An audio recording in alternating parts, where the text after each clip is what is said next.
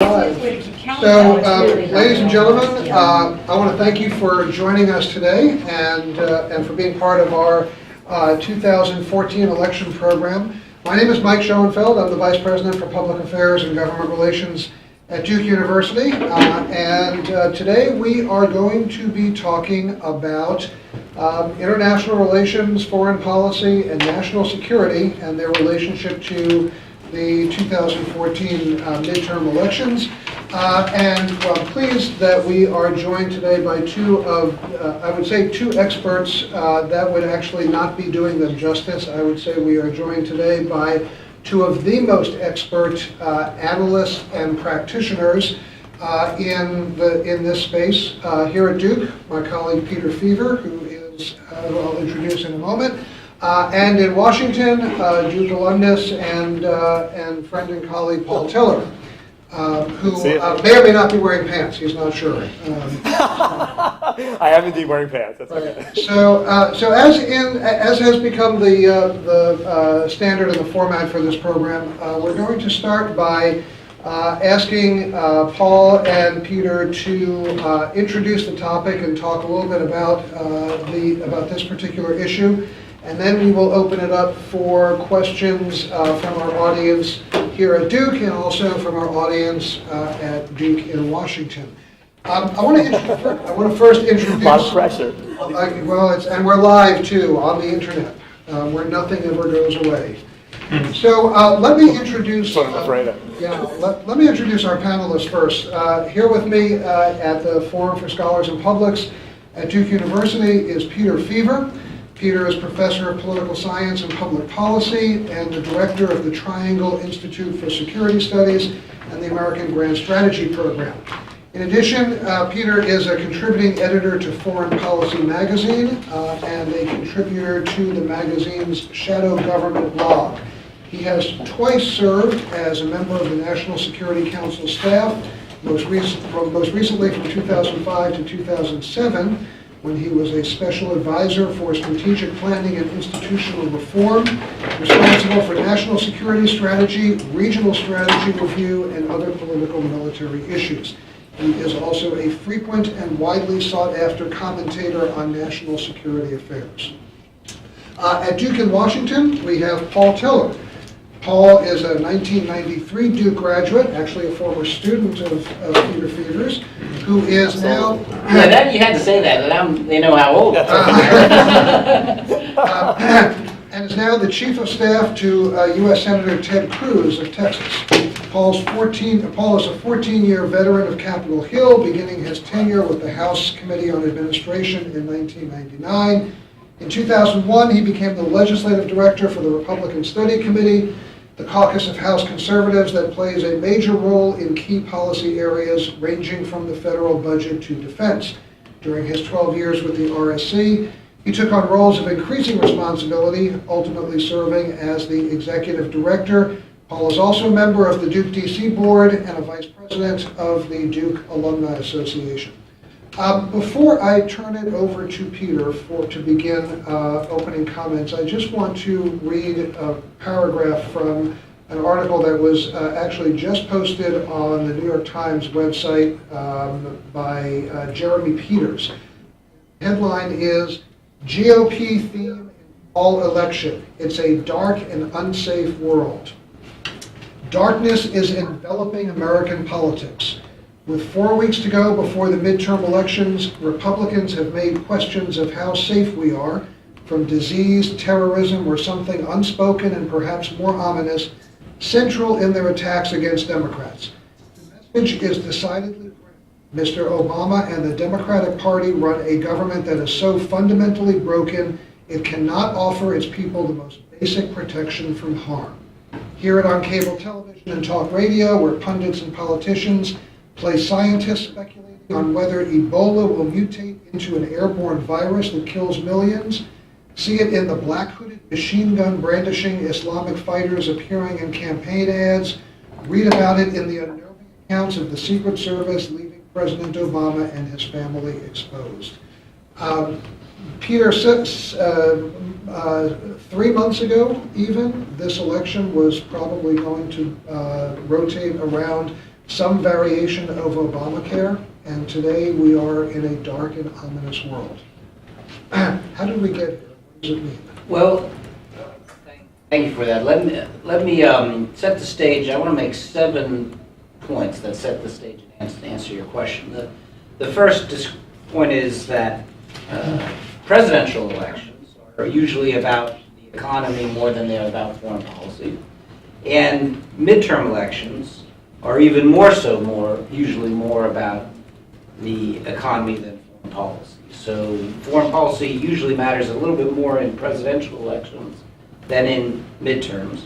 That's a general pattern. The second general pattern is that even in midterm elections where foreign policy is more prominent, it's still domestic policy issues that play a large role. So your description from the New York Times webpage just brought a deja vu experience to me of November or October 2006, which was a midterm election that widely viewed as turning on national security issues, in particular the way the war in Iraq was going poorly, but there was lots of other problems that were available to worry about, SARS and mishandling of earlier crises, and so there was a sort of a piling on effect of national security being a problem in 2006, and that elevated it in the midterm elections.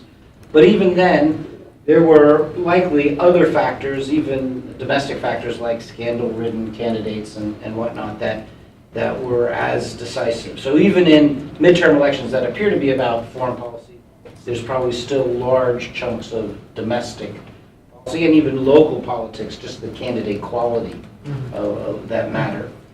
The third point I'll make is the point you opened with, that nevertheless, 2014 is shaping up to be one of those midterm elections where foreign policy matters a little bit more than the historical average, and dramatically more than we would have guessed if we were having this conference a year ago. In 2013, we would have been talking about Obamacare, and we would have been talking about the disastrous launch of Obamacare, and that was the deciding factor for the midterm elections. And that's what everybody who was doing whatever we're doing today, a year ago, that's all they were saying about it. It's changed in a year, and as you say, even in 3 months. So that's the third point. The fourth point is that foreign policy generally favors Republicans. So that's Republicans have what's known as issue ownership on national security foreign policy. There have been a few times, 2008, when it was, as an example, when President Obama probably had an advantage on that, and Democrats enjoyed a little bit of a rally on national security foreign policy for a while, but we are now back. If you look at the issues, the Republicans have an advantage across the board, a generic advantage, that the public trusts Republicans more when the issue they're asked about is foreign policy and national security. This is especially true, and this is my fifth point, and this I think helps explain why foreign policy is trending as an issue in the elections, is that the president and his policies, his various foreign policies, are suffering across the spectrum. So if you would be hard-pressed to find in a foreign policy issue area that's going well for the president, and it's easy to find many that are going quite negative. So you start a very important issue that hasn't gotten the attention in the last couple of weeks that it deserves, but is the situation in Ukraine. And there, while it's true that the West has imposed sanctions on Putin, it's also true that the situation there is moving and is likely to get worse, especially as winter comes and the advantages that Putin has over Ukraine become more tangible. There's a ceasefire, but the ceasefire is weak. So over 300 people have been killed just since the ceasefire. It's not a great ceasefire. Or look at Afghanistan, where we're winding down combat operations, but the situation is bleak. Now, things are a little bit better now than they were 3 weeks ago, because we now actually have an Afghan government, but that was a perils of Halloween last-minute issue, and so that was troubling. Of course, the situation in Iraq, very, very bad. The situation is even worse in Syria. And the ISIL. And then, as if that weren't enough, you have the Ebola crisis. And all of these issues are trending negatively for the president. And the sixth point, on many of these issues, particularly on the rise of ISIL, there's been a trenchant critique of the administration about failures in policy, failures that were placed on the on the head of President Obama himself, choices he made, style he's used, management team he's assembled, very trenchant critiques of the president, leveled by his own senior advisors. That is to say, they are, Leon Panetta's critique sounds very similar to what Republicans were saying, but that was President Obama's own Secretary of Defense. Bob Gates' book, very critical. One step lower in the seniority claim, but you find very strong critiques from Robert Ford, from Fred Hoff, from Chris Hill, and others, who what they're saying, Michelle Flournoy, a former Undersecretary of Defense, their critiques of the president's policies sound very much like Republicans, but they're made by not just Democrats, but made by Obama's own appointed personnel. And that gives life to the issue. And that leads to my seventh and final point, Paul. I apologize if you think I'm filibustering, but the seventh and final point I'll make is that it means that if a candidate's raising the issue of foreign policy in the midterm, you can bet that candidate is a Republican. This is an issue that works for Republicans more than it works for Democrats. And if a Democrat is talking on the issue, it's a good bet that the Democrat is trying to establish distance between them and the president. That they'll be bragging more about the number of times they challenged the president on a foreign policy issue than on the number of times they voted with the president on foreign policy. And you see that across the board, particularly on high-profile races, whether it's in New Hampshire with Brown versus Shaheen, or here in our own state, Tillis versus Hagan. It's Republicans who are bringing up the issue because the issue works for them in the midterm. Great, thank you. Paul, your perspective from Washington and from the campaign trail. Absolutely. First of all, good to see you, and what you said is true. Dr. Feaver was a professor of mine when I was on campus. He was fantastic, really one of the most creative guys. And what disturbs me is that he seems to look just as young now as he did then, and that is not true for me. So I stand in protest of that fact. But it's worse than that, Paul. So the students will attest. I used the exact same jokes I used when you were. Excellent. You can attest that exactly. Anyway, so thanks for having me. Great to be here. Privileged to be Chief of Staff to Senator Cruz. And just a few quick remarks. One about some polling that we've seen recently. And one just about Senator Cruz himself and kind of what he's focusing on, and maybe that will kick off some discussion and we can go from there. Some of you up here in Washington have heard of Kellyanne Conway, just a well-known pollster in the area. She just literally yesterday handed out some polling remarks or results from the field that she did about security. And perfect timing, because obviously I was coming here today. So I'll just quickly go through a couple of the key things. One thing she found was that the word security, the issue security, is the dominant thing that people in her poll were self-selecting, were bringing up. But what was interesting is, that's not necessarily that different per se, the word security, except what people are putting before the word security. Like, in other words, in the past, if your issue is income security, social security, food security, those tend to benefit more the Democrat side. But she was saying that the words now coming before security are, financial security, border security, national security, information security, stuff like that, which tend to favor a conservative or Republican audience. So I think, as Dr. Feaver pointed out, that's why Republicans are trying to bring up those issues more, not only because they're responding to the public is bringing those issues up more, but they do have a political advantage. They seem to be skewing in the Republican direction. The poll found that Americans are feeling that the nation is less safe now than a year ago. That obviously is, is something that everything from, frankly, the immigration situation, the unaccompanied alien children issue, and essentially an open border to the south, Ebola, and other diseases that seem to be coming also across the southern border, but Also, as we found from folks on airplanes, ISIS obviously is a very major concern. Israel, even Ukraine, and just sort of the overall kind of feeling that the White House is not necessarily strategically guiding a lot of these issues. So therefore, that presents for Republicans a strategic advantage to go in and say, look, it's not even a strategy. It's not even that things are going badly. In many cases, they are. But what is the strategy for getting out of them or for fixing them? So a lot of that is playing as well. In Kellyanne's poll, she found that President Obama's approval and disapproval rating on how he's handling foreign policy is, of course, upside down. 43% approve, 51% disapprove. But I don't know. To me, that doesn't strike me as grossly out of whack. And so now there's 43% in this poll, and Kellyanne Conway is known as a Republican pollster, but she found 43% are saying they approve of foreign policy, and that's interestingly reflected in. She found that the GOP only had a 9% advantage on how which party's better able to handle foreign policy, 41% to 32%, with a lot of folks obviously saying neither party or undecided. So, point being, it's something to play. Republicans could play in this issue, but still have to be careful. It's not totally lopsided. It's not a slam dunk. And as Dr. Feaver pointed out, in the past, the economy tends to be way more of an important issue. So I think Republicans, the sense I get is that Republicans are playing the foreign policy card, but with some caution that in any moment that card can kind of be overplayed, depending on how things go in the international scene, things that are out of your control.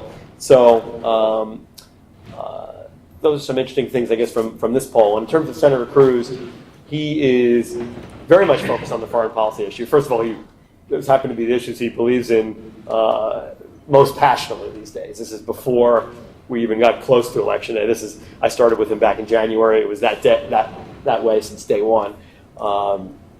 He just points out again kind of the strategy-free foreign policy that seems to be coming out of the White House. There doesn't seem to be strategic goals on a lot of things that are being done. ISIS, perfect example. Little pinprick type bombings, but for no reason. What's the goal? What are we trying to get out of it? On Ukraine, kind of breaking our long commitment to them that if they gave up their nuclear weapons, we would protect them. Well, okay, not so much. On Israel, obviously, just almost essentially abandoning one of our closest allies in the world and giving equal credence to the claims of the Palestinians. Ebola. Again, what's the policy? How are we stopping this and other viruses from coming in? What's the plan? And that uncertainty, I think, is something that Senator Cruz is playing up on, basically just to say, let's all come together and come up with a strategy, come up with a plan, because it's that sense of uncertainty that gives a lot of Americans great fear going into this election and beyond. So with that, I'll just we can open it up to Q&A and see what folks want to talk about. Okay. Let me ask one question, and then we have a lot of people here, and I know there are a lot of questions. Hate to ask for a rank order of most important to least important, but of all of the issues out there, is there one, Peter, in your mind that is particularly dominant in the political discourse, or are we going to see sort of whack-a-mole for the next 4 weeks of whatever happens to garner a headline be the issue of the day, or is it more an accumulation of a number of things that happen to be concentrated into a particular time? So one of the patterns you'll see is that some of the issues that might be the most important in geostrategic terms are not necessarily the ones that will have the greatest salience in a midterm election. So if you look at the range of challenges that we're facing in the world today, of the ones that we've already listed, you might put the Ukraine as, and really the rise of a revanchist Russia and the dangers of hypernationalism in China. Those are really big issues that will that have the potential to be geostrategic importance. They're not going to get as much play. But the issues that get more play at home, that resonate more at home, are the ones that feel like they reach out and can touch us. So of those, the big issues would be ISIL and the possibility that ISIL represents Al-Qaeda 3.0 or 4.0, whatever number you want to give it, the latest manifestation of the terrorist threat that we faced for the last dozen years. And it's only a matter of time before they start to turn their attention and their skills and their hostility on us in the homeland. That issue resonates with the American people. And that's also the reason Ebola resonates, is because it has physically traveled from West Africa to the US. And so those kind of problems are the ones that are the easiest to sensationalize. They're the ones that are the easiest to resonate with, and they get the most play in the politics of a late campaign season. Mm-hmm. Paul, what do you think? Yeah, I'll jump in on that. Totally agree. And what's been interesting, what Senator Cruz has noticed out on the campaign trail, and he's been all over the country campaigning for different Senate candidates and Texas candidates. What he's finding is, traditionally the immigration issue kind of blends with maybe economic type issues in the past. Jobs, they're taking our jobs, let's close the border, that kind of thing. What he's finding is immigration is now blending more and more with foreign policy. You have terrorists coming across the southern border, or you have, in the case of diseases, of infectious diseases coming from other countries, sometimes through the southern border. So that's been an interesting kind of switch there, and I think you can see that most visibly in, for example, the New Hampshire Senate race. Scott Brown has jumped all over the immigration issue, tying it to foreign policy, and his numbers have really gone up, and I think is leading the Democrat from what I understand. So that's been an interesting observation, interesting switch. Mm-hmm. Is there, just curious, from your perspective, Paul, is there anything that the president could do or say that might be a game changer as far as the role of foreign affairs in the election? In other words, what is there an October? We don't talk about typically October surprises in midterm elections, but is there an October surprise that Republicans have been thinking about or are concerned about?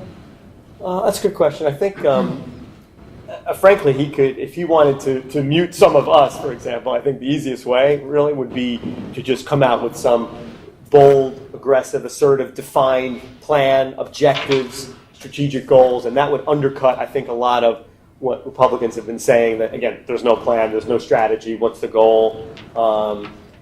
So if he were to come out and do it in some sort of very presidential-looking setting, in a very presidential way, I think that would have to, I think, naturally quiet down some of the folks on our side who therefore wouldn't be able to make that case, especially if he could do so and immediately show some implementation of some of that strategy. So that could be one way. Peter, what do you think? Well, that might quiet the Republicans, but that would energize his base in a negative way. Mm-hmm. So one of the problems that the president faces is that his strategy on ISIL might actually be a little bit more popular among Republicans than among Democrats, certainly among the left wing of the Democratic Party. And the president has clearly been trying to steer between things that he feels he needs to do for national security reasons and the constraints that his left wing is placing on him. Now, it may be that he has internalized those constraints from the left wing. He might sympathize with them, but his advisors and clearly signaling that he needed to be more assertive in confronting ISIL, and yet his left wing opposed it. So it's hard to think of an October surprise that would galvanize support on the left and silence opposition on the right. That said, the typical kind of October surprise is one that produces a rally effect. Mm-hmm. And what's interesting is that the president has not enjoyed much of a rally, even though he has dramatically ramped up military action and is tantamount to something like a war. new war against ISIL, and that usually produces a rally. It has not produced much of a rally. If it's a rally, it's a very, very weak rally for him. So Paul's suggestion that an escalation that's even more dramatic, more forceful, would that produce the rally? Probably not, but it would certainly wrong-foot Republican critics, and he's right about that. So we have questions here, so I'm going to start in Durham. Right. So in terms of the campaigns of individual candidates during midterm elections, is foreign policy actually a legitimate topic of rhetoric? So, of course, Congress in general has significant impact on foreign policy, but the impact on foreign policy of any individual congressman or any individual candidate is, of course, very limited. It's questionable whether anyone can solve ISIS, let alone Tom Tillis. So, in ideal terms, is this a legitimate topic of rhetoric for individual candidates' campaigns? Right. I call this this is the pigeon phenomenon. It's easier to be a pigeon than a sculptor. It's easier to poop on the statue than to make a statue. And when you're the out party, then you get to poop on the statue, and you don't. While the in party will complain that you're not producing a new sculpture, at the end of the day, the press doesn't require you to. I remember vividly when Jack Murtha, who was a very distinguished member of the House of Representatives, Democrat, came out criticizing President Bush's Iraq strategy in the fall of '06. Was it a fall of '06 or fall of '05? Anyway, whatever it was, yeah, maybe fall of '05. That's right, fall of '05. And his criticisms were trenchant, but his suggestion was laughable. The policy that he proposed as an alternative was laughable. And I remember talking to a reporter who was covering his criticisms rather in fulsome detail, and I said, why don't you also evaluate his proposal, which you and I know is crazy? And he says, oh, no one takes his proposal seriously. It wasn't worth even evaluating. Well, Republicans now have that sort of advantage, if you will. That doesn't mean, though, that they can just be negative, and I think they will be in trouble if they just run a negative campaign. So if I were advising Republicans in the midterm, I would advise them to identify the tangible things that they can do and that they can do from Congress. Because your point is that most of foreign policy is in the hands of the president. But there's at least one very important thing that they could do from Congress, and that is pass trade protection authority, which is something that the president has nominally said he wants. It's being blocked right now by Senator Reid. But if the president got trade protection authority, he might be able to get the TPP and the TTIP, the new trade agreements both in East Asia and in Europe. That would be a profound legacy, one that would redound to the President Obama's benefit for decades to come. And what is being blocked right now by his own party, not by Republicans. So if I were advising a Republican running, I would talk about how, I'm going to support the president in this one area. That's a congressional action that would make it possible. It's a positive step. There's other positive things that they can talk about. Therefore, Republicans could be for passing the Keystone Pipeline deal. And of course, the president controls that decision. But there are things that the Republicans can be for. And to return to your point about ISIL, one of the things they can do is not undermine the president on ISIL. And so the president did get a stronger vote from Republicans than he got from Democrats on the last bill that he submitted regarding the fight against ISIL. And so that's something that members of Congress can do. Paul, is there anything constructive coming? Sure. Well, I was going to say also what we've heard individual candidates, the case they make is the margins are so narrow in some of these races.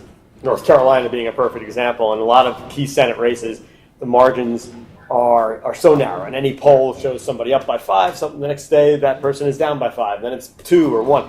So so the margins on the election itself is narrow. Then they make the case that the the margins in the Senate are narrow, or could be very narrow. That in other words, Republicans either could get the Senate by 51 seats, or Democrats could hold the chamber by 51 seats. So each individual member and each individual election does really make a difference. And then, as Dr. Feaver pointed out, once you have control one way or the other next year, does depend on things like authorizing use of force in certain circumstances, funding for weapon systems, emergency appropriations bills, things like that, trade agreements, absolutely, treaties, UN-related treaties, things that are in the foreign policy wheelhouse. Some related to ISIS, some not, but so candidates I think are out there making that case that one senator actually could make the difference of whether something even gets to the Senate floor, depending on who controls the majority, let alone how it's voted on. So, but yeah, I do think that there's a lot of stuff coming out of what Republicans would do if they controlled the Senate. In fact, we're working on an op-ed for Senator Cruz along those lines, just kind of laying out that vision. I know other senators are working on similar things. RNC Chairman Reince Priebus came out with something just last week, a little bit of a vision document. So yeah, look for more of those positive agenda statements so that it's not just saying no or I'm not this, but I'm not this and I am yes this over here. So look for more of that real soon. Great. Questions? Do we have questions in DC? DC question? I've got one. So Sure. we're talking a lot about how foreign policy is influencing midterms, but I kind of want to ask the reverse. How does a midterm election cycle maybe influence U.S. foreign policy? Does it? Does it take That's attention interesting. away from what we should be maybe focusing on? And everyone focused in different parts of the country. Yeah, I don't know if folks at Durham can hear, but Landy was asking basically, we're talking about how foreign policy influences the midterms. Do the midterms influence foreign policy? Like literally things going, the focus because the midterms are going on.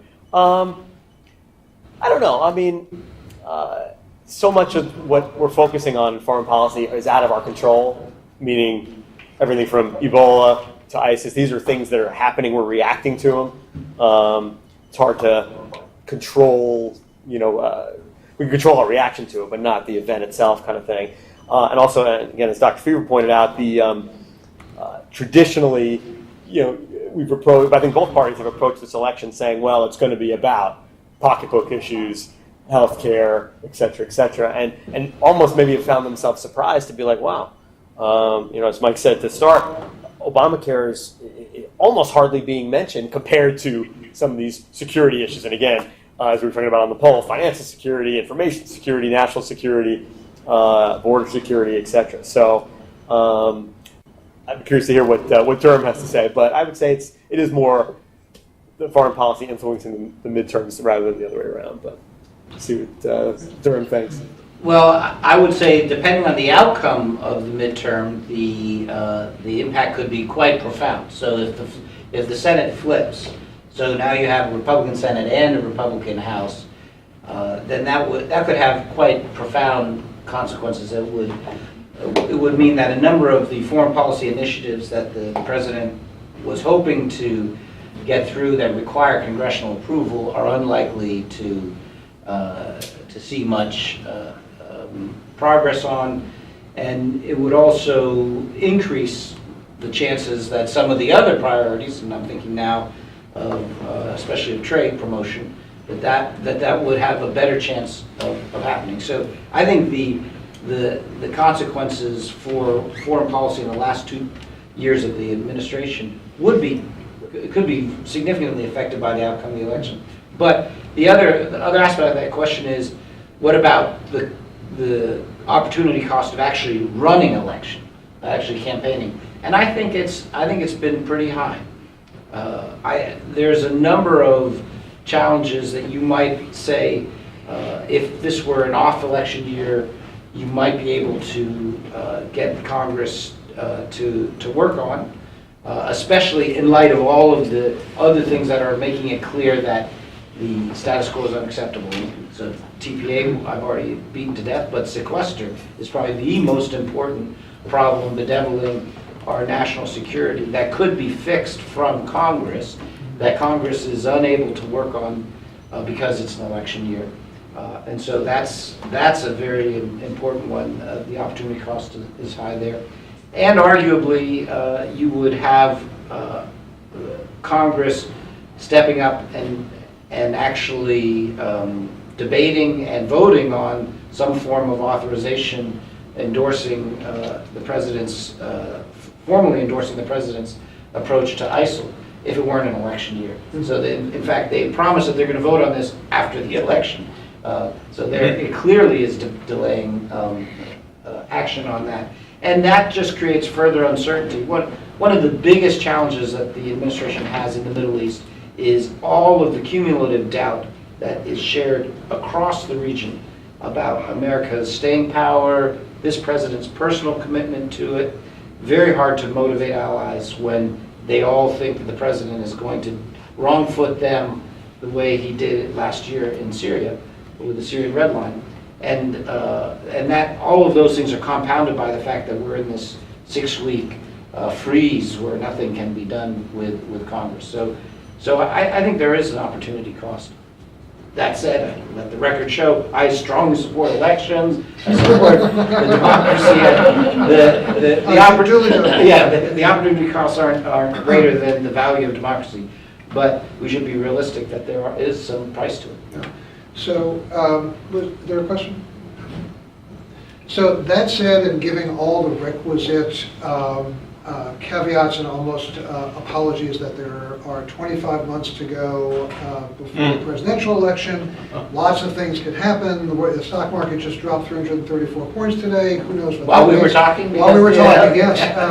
So a lot of time to be had, but are there are there notable aspects of either the real or imagined presidential candidates that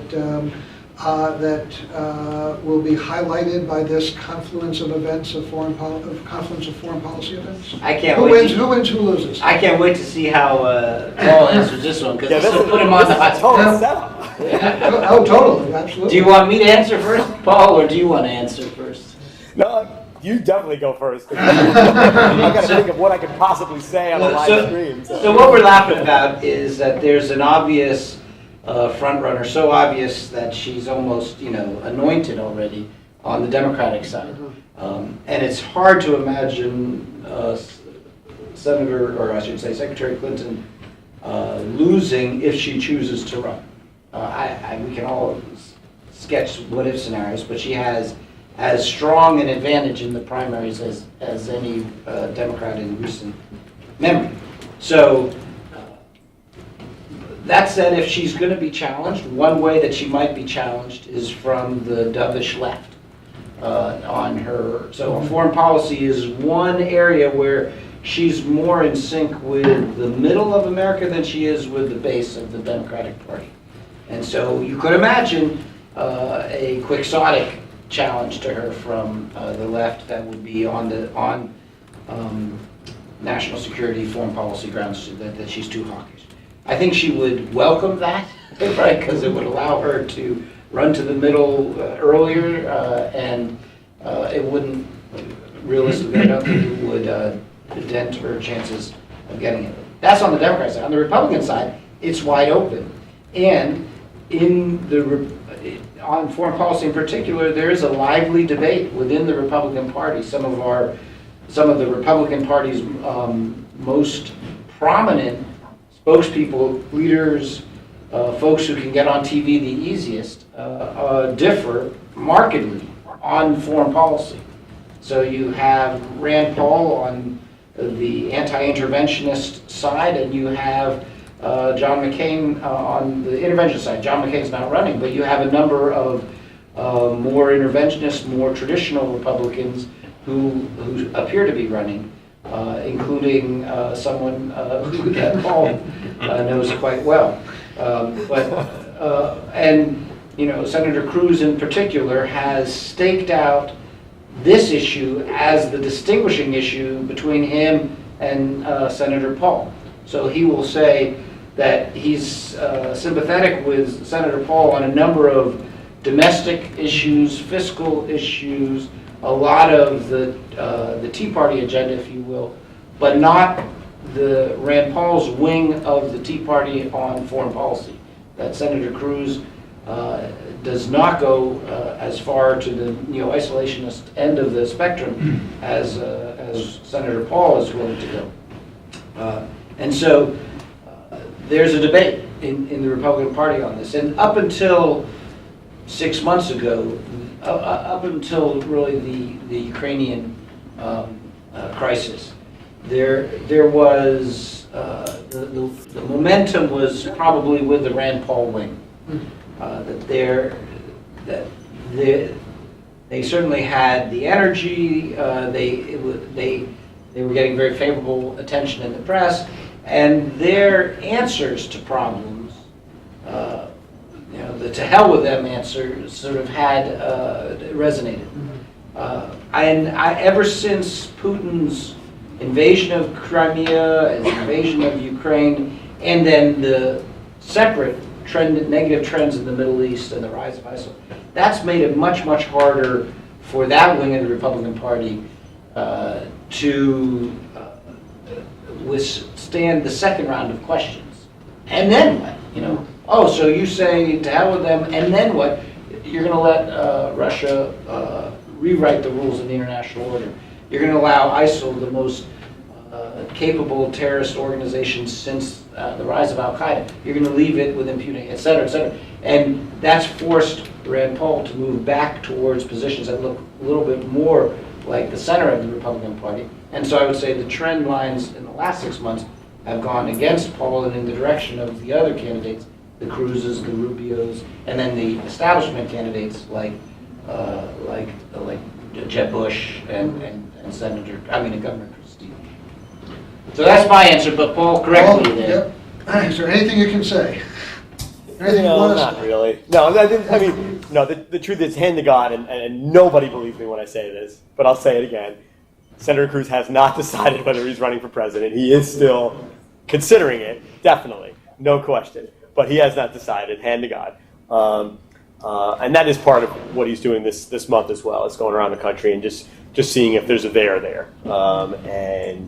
So TBD on that. But yeah, I can tell you that, as you were saying before, one of the big issues for him is foreign policy because he believes it. He doesn't just see it as, oh, wow, this is a wedge issue, this is an election issue.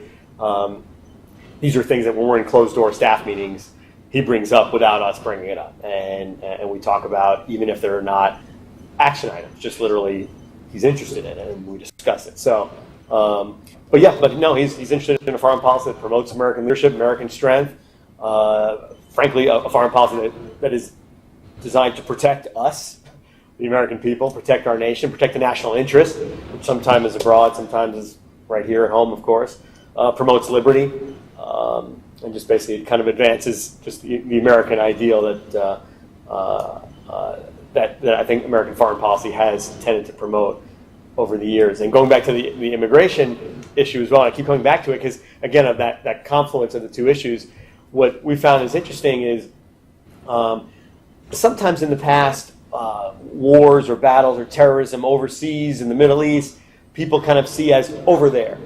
It's concerning, it's disturbing, but it's over there. More and more, Senator Cruz is seeing that people are really feeling that, no, actually it's right here. When they find kind of terrorist-related pamphlets on the border, when there's literally Americans joining ISIS and saying that they have already infiltrated many cities here. There's ISIS graffiti showing up in American cities. That makes people feel like, okay, foreign policy is not just about over there and we'll worry about it, but we'll see, whatever. The folks are starting to feel like it is really here, in our neighborhoods, in our schools, community centers, that kind of thing. So again, it comes back to that foreign policy and domestic policy kind of joining through that immigration angle, and the border angle. So again, there's not too much more I can say, but he's definitely considering it. But he does like to say the weather in Iowa this time of year is just wonderful. So he'll keep checking that out. Let me just press you on one question. How would you characterize the trend line in the party So I said that the wind might have been at Senator Paul's back a year ago in terms of foreign policy, that the mood in the party was drifting his way. But I would say in the last 3-4 months, the mood has been drifting away from him. Do you think that's fair? Yeah, totally agree. I should say Rand Paul is a fantastic senator and a great ally. We work with his office constantly. But yeah, having said that, I think you're right. I think the trend is maybe a little bit more away from his foreign policy thinking, a little more towards the Senator Cruz foreign policy thinking, based, I think, just on world events. A year ago, just like we were saying, I think people didn't feel the threat kind of in their bones, in their backyards, the way they do now. And as a result, the notion of let's do nothing, or let's let others take the lead, or let's just watch and see what happens, is not something that resonates with a lot of folks. So I would totally agree. Is there a question? Yes. I was wondering if I could follow up on a point that Peter made earlier about sequestration, and whether or not recent foreign policy events have sort of changed the conversation about the sequester. As everyone knows, the sequester is supposed to come back beginning next year. We're on a 1-year hiatus. And it is something that they have to deal with when they come back during the lame duck. So how do current events sort of play into that conversation? Or does it change at all? Right, so Paul, did you hear that question? Part of it, if you could repeat just a little bit. Okay, the question is, how do recent events influence or impact the discussion about the sequester that is coming back next year? Okay, yeah, appreciate it. And Peter? So the sequester, as you know, was this hostage, mutual hostage dynamic where the Democrats threatened to shoot the thing that they cared about most, Republicans threatened to shoot the thing that they cared about most, hoping that neither would call them on their bluff. And it turns out that the deficit hawks were stronger among Republicans than the national security hawks, at least 2 years ago. So I think that the trend might have shifted on that. First, while the long-term deficit picture still is very bleak, the short-term deficit picture is not quite as bleak, so that affects it.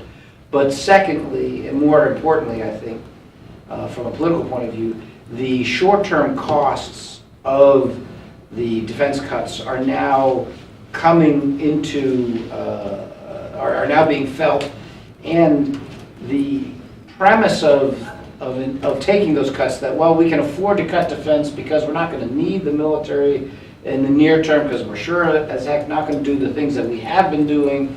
And you could say that credibly in 2012. You can't say that in 2014. And read very carefully what Chairman of the Joint Chiefs of Staff, Marty Dempsey, a Duke alum, said in his testimony a couple weeks ago now, when he said that we can do the things that the President has asked us to do across the board, whether it's the mission to address Ebola, which was just doubled a couple days ago, so that's a large and growing mission, and the war against ISIL, and the other things that the commitments to NATO, et cetera, et cetera. We can do all of that, but we will need budget relief. And I'm putting words in his mouth, but that's basically what he said, that we can do that, but we can only do that with budget relief. And that failing to give us budget relief, the implication is that the problems that we had talked about as happening down the road, we got to worry about them, they'll happen sooner and sooner, maybe during your watch. And thus, I think that argument is going to have traction with Republicans and tilt the balance inside the Republican Party away from deficit hawks towards national security hawks. So I would be surprised. I want to hear Paul on this, but I wouldn't be surprised if the Republican caucus dynamic is a little different this next time around. What I don't have as good a feel for is what the Democratic caucus will feel like. But Paul, have I described the Republican caucus feeling? Yeah, no, I think that's totally right. I think not only events are weakening the desire to keep the sequester, but frankly, just the nature of Congress is weakening the desire to keep the sequester. Really, maybe there's an exception somewhere in modern history, but I think every automatic cut that's ever been put in the law, Congress just turns it off. Perfect example, and you'll hear this in the lame duck session starting next month, is something Washington has termed the doc fix, which is a Washington fancy term for automatic cuts to Medicare. These were supposed to be budget savings from years ago, offsets to spending increases elsewhere. We have never let those automatic spending cuts happen. Now you could say, well, but it's Medicare, it's old for older folks, it's different. True, but there have been other automatic budget cuts. Graham-Rudman-Hollings is another thing you may have heard of years ago. Those got turned off. So basically, I think the biggest thing threatening or going for turning off the sequester is the fact that it's Congress. And the same way that it was created, I like how you described it, guns to each other's head of, you take the hit on defense, we'll take the hit on domestic policy. Turning it off would be the same thing. We'll agree to turn off the domestic part of the sequester if you agree to turn off the military part of we'll turn off the non-military part of the sequester if you turn off the military part of the sequester. So I would not put a lot of faith in that sequester actually continuing for much longer, to be honest. Sorry to be cynical, but just from past experience. Right. So we're actually just about out of time, but Peter and Paul, I want to give you a chance to make a prediction. A prediction? Any prediction. I think Duke football is going to a bowl game this year. Okay, all right, good. That's my prediction. I think this is. I predict that President Obama will be able to work more effectively with next Congress than he has worked with this Congress.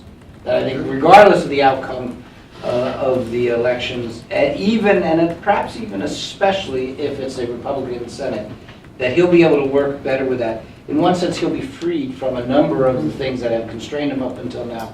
And very successful presidents, late in their second term, have found ways of working with Congress. And so I'm, guardedly optimistic that President Obama will find a way in the next term, or in his last 2 years, to work better with Congress than he's had in the last couple. Great. Paul, Peter already took the football prediction. You can make a basketball prediction. So. Well, gee, that's I don't know. We're counting on, and for basketball, we're counting on a freshman center, right? Is that what we're counting on? Mm-hmm. I don't know. I think it's going to be a fantastic year, but I'm not making any national championship bets right now, unfortunately. But anyway, I wanted to agree with that. With that prediction, and also throw in another prediction that I think Republicans will get the Senate very narrowly, maybe 51 seats kind of thing.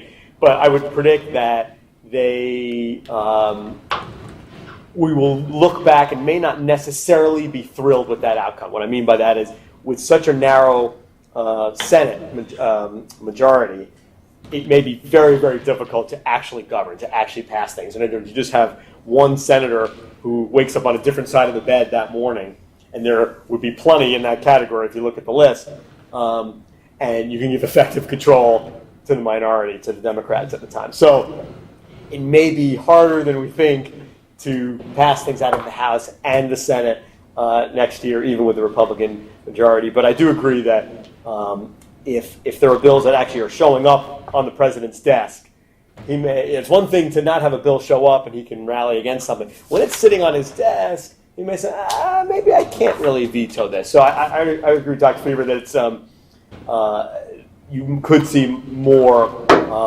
collaboration next year, next Congress. So I think that's probably right. Paul Teller, Chief of Staff to Senator Ted Cruz, Peter Feaver, Professor of Political Science and Public Policy, thank you very much for being here today and for participating.